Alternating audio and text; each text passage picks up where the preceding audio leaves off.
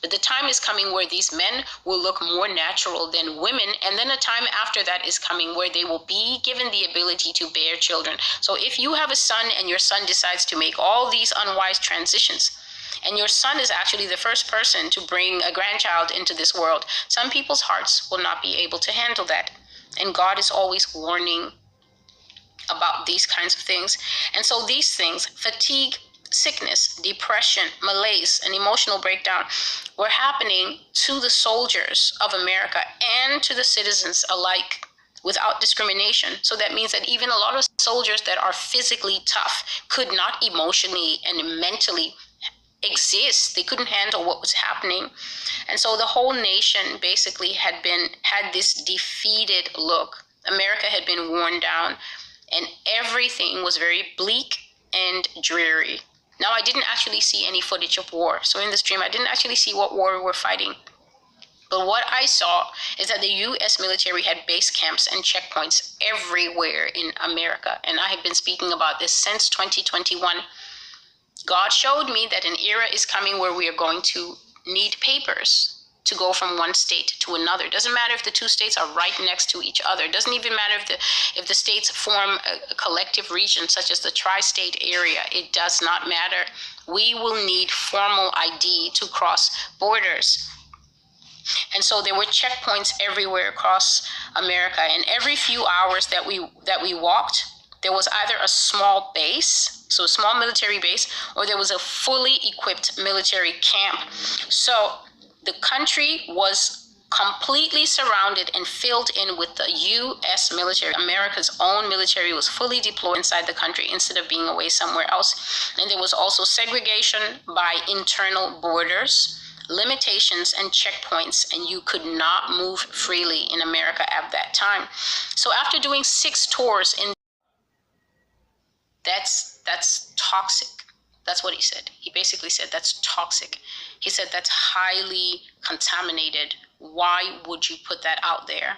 We're now going to have to search you and search your bag for anything that may be the cause of that highly contaminated stuff. And so now I'm scared. I'm scared, but I'm trying not to show this. And so I say, well, sure. Okay, sure. And this man begins to search my stuff. And in no time at all, almost as if it was on top of the bag for whatever reason, in no time at all, they pull a syringe. And this syringe has still a tiny amount of some kind of orange or pink liquid in it. But you know when something is luminescent almost. So it's not just orange or it's just pink. No, it's a kind of thing where when you move the liquid around, it looks a little bit glowy.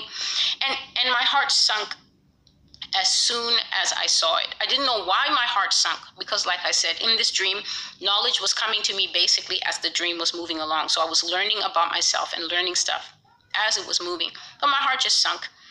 And then this man said, "You've been using genetic enhancements, haven't you? I said, "No, I have not." And he said, "What do you mean?" "I've got the needle, the proofs right here.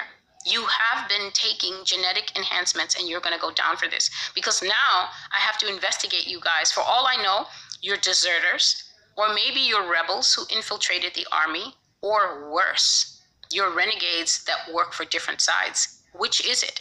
And he was so aggressive that my 2 companions got visibly uncomfortable, because now I saw them looking at their bags as if they don't want their bags to be searched. And what I said is, I have nothing to do with that syringe. I nearly died one time, and a guy stuck that in my arm because it was the only way to bring me back to life and help me heal. And I'm not a deserter. If you don't believe me, here. And I threw my dog tags at him. Run my tags. I've done 6 tours in this mess.